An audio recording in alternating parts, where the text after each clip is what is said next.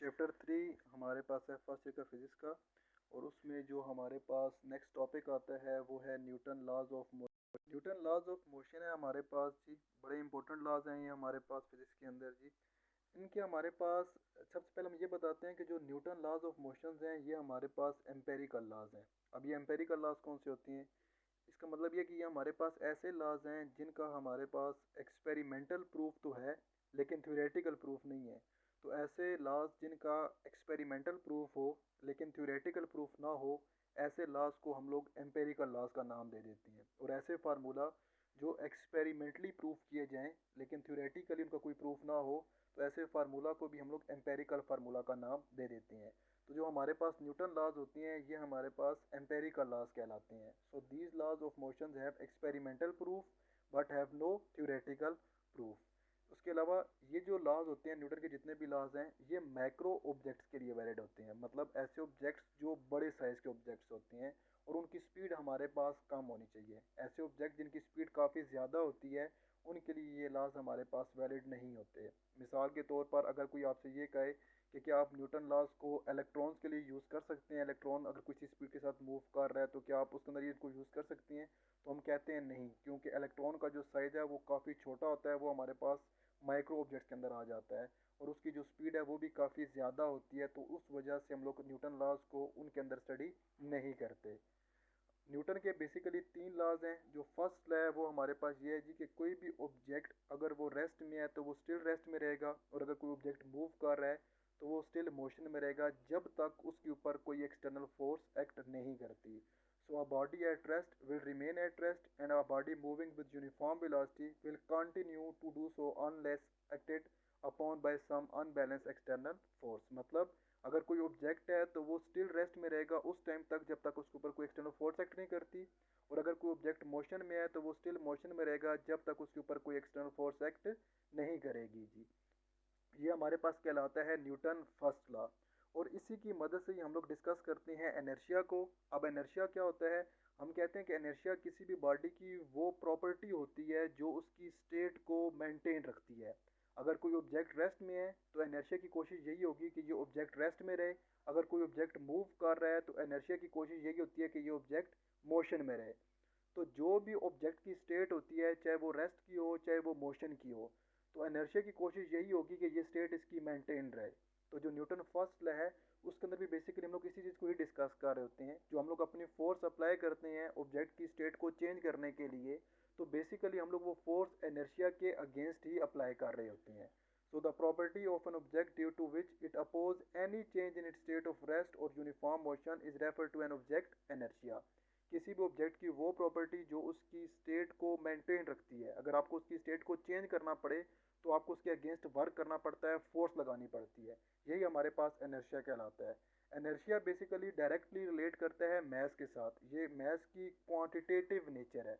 मतलब जितना किसी ऑब्जेक्ट के पास मैस ज़्यादा होगा उसके पास उतना ही ज़्यादा एनर्शिया भी होता है, और जितना किसी ऑब्जेक्ट के पास मैस कम होगा उसके पास उतना ही कम एनर्शिया होता है। तो जो एनर्शिया है ये basically quantitative nature of mass है। मैस की जितनी क्वांटिटी ज़्यादा होगी उतना एनर्शिया भी ज़्यादा होगा, मैस की जितनी क्वांटिटी कम होगी उतना एनर्शिया भी हमारे पास कम होता है जी। इसी लॉ के अंदर हम लोग डिस्कस करते हैं फ्रेम ऑफ रेफरेंस को भी। फ्रेम ऑफ रेफरेंस हमारे पास क्या होता है? ये हमारे पास एक सेट ऑफ कोऑर्डिनेट सिस्टम होता है बेसिकली, जो कि हमें किसी भी टाइम के ऊपर किसी भी इवेंट की लोकेशन के बारे में इंफॉर्मेशन देता है जी। ठीक है जी। तो ये हमारे पास क्या है? A set of coordinate system that give time and location of an event. कोई भी अगर इवेंट किसी पॉइंट के ऊपर हुआ है, कोई एक्सीडेंट अगर किसी पॉइंट के ऊपर हो गया, या कुछ भी फिनोमेना अगर किसी पॉइंट के ऊपर होता है, तो उस पॉइंट की लोकेशन और टाइम की इंफॉर्मेशन हमें फ्रेम ऑफ रेफरेंस से पता चलती है। फ्रेम ऑफ रेफरेंस दो तरह की होती हैं, एक होता है इनर्शियल फ्रेम ऑफ रेफरेंस, एक होता है non inertial frame of reference. तो इनर्शियल फ्रेम ऑफ रेफरेंस हम लोग कहते हैं कि वो फ्रेम ऑफ रेफरेंस होता है जिनमें न्यूटन लॉज हमारे पास होल्ड करती हैं। ठीक है जी। या जिसमें जो एक्सेलरेशन है वो हमारे पास जीरो होता है, क्योंकि ये non accelerating frame of reference भी कहलाता है। और ऐसे ऐसे फ्रेम ऑफ रेफरेंस के अंदर जो न्यूटन लॉज हैं वो होल्ड कर रहे होते हैं, तो उनको हम लोग इनर्शियल फ्रेम ऑफ रेफरेंस का नाम दे देते हैं। दूसरे हमारे पास होते हैं non inertial frame of reference या एक्सेलरेटिंग फ्रेम ऑफ रेफरेंस। तो ऐसे फ्रेम ऑफ रेफरेंस होते हैं जी जिनके अंदर न्यूटन लॉ होल्ड नहीं करते। और याद रखिएगा इसमें हमारे पास जो एक्सेलरेशन है वो भी ज़ीरो नहीं होता जी। जो फ्रेम ऑफ रेफरेंस है जिनका स्टेशन अर्थ है हमारे पास होता है, उसको हम लोग कहते हैं कि वो हमारे पास इनर्शियल फ्रेम ऑफ रेफरेंस है। मतलब जितने भी हमारे पास अर्थ के अंदर हम लोग जितने भी अपने फ्रेम ऑफ रेफरेंस कंसिडर करते हैं, उन सारों को हम लोग सिंपल ये कह देते हैं जी कि ये हमारे पास इनर्शियल फ्रेम ऑफ रेफरेंस ही होते हैं। मतलब इनके अंदर न्यूटन लॉज जो होती हैं वो हम कहते हैं जी होल्ड कर रहे होते हैं जी। Newton second law of motion जो कि बड़ा ही इंपॉर्टेंट बड़ा फेमस लॉ है हमारे पास जी, इसकी डेफिनेशन क्या है हमारे पास, इसके अकॉर्डिंग ये है जी कि जब आप किसी ऑब्जेक्ट के ऊपर फोर्स अप्लाई करते हैं तो उस फोर्स को अप्लाई करने की वजह से उस ऑब्जेक्ट में एक्सेलरेशन प्रोड्यूस हो जाता है। ठीक है जी, अगर आप किसी ऑब्जेक्ट के ऊपर फोर्स अप्लाई करेंगे तो फोर्स अप्लाई करने की वजह से उस ऑब्जेक्ट में एक्सेलरेशन प्रोड्यूस हो जाएगा।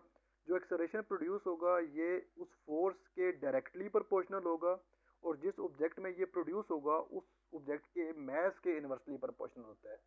एक्सेलरेशन जो फोर्स की वजह से प्रोड्यूस हो रहा है, यही एक्सेलरेशन ही हम लोग कहते हैं कि फोर्स के डायरेक्टली प्रोपोर्शनल होता है, और यही एक्सेलरेशन जो होता है जी ये मास के इन्वर्सली प्रोपोर्शनल होता है। So when a force F act upon a body, an acceleration A is produced which is directly proportional to applied force and inversely proportional to mass of object। Mathematically भी आप इसको यहाँ पर observe कर सकते हैं। दोनों इक्वेशंस को कंबाइन करेंगे तो acceleration is directly proportional to force and inversely proportional to mass बन जाएगा। प्रोपोर्शनलिटी से इनको खत्म करें, एक्सेलरेशन को m के साथ मल्टीप्लाई करवा दें तो F इज इक्वल टू आ जाएगा कांस्टेंट टाइम m इंटू ए। प्रोपोर्शनलिटी साइन जब भी खत्म किया जाता है तो वहाँ पर हमारे पास कांस्टेंट आता है। यहाँ पर हम एज्यूम करते हैं कि जो कांस्टेंट है वो इक्वल टू 1 के है, तो इस केस में फिर F इज इक्वल टू हमारे पास एम ए के इक्वल आ जाता है जी। सेम हम यहाँ से न्यूटन थर्ड लॉ को भी डिस्कस कर लेते हैं। न्यूटन थर्ड लॉ हमारे पास क्या कहलाता है जी, action and reaction are equal in magnitude but opposite in direction. अगर किसी ऑब्जेक्ट के ऊपर आप लोग एक्शन करेंगे तो वहाँ से रिएक्शन भी ऑब्जर्व आप लोगों को होगा, और इन दोनों का मैग्नीट्यूड तो आपस में इक्वल होगा लेकिन इनकी जो डायरेक्शन होगी वो ऑपोजिट होगी। अगर इसके एग्जांपल हम लोग देखना चाहें तो मोशन ऑफ रॉकेट है हमारे पास। अब मोशन ऑफ रॉकेट से जब गैसेस बाहर निकल रही होती हैं तो वो एक्शन कर रही होती हैं, तो उसके मुकाबले में फिर वहाँ पे जो रिएक्शन लगता है तो उस रिएक्शन की वजह से वो रॉकेट अपवर्ड फिर मूव करना शुरू कर देता है जी।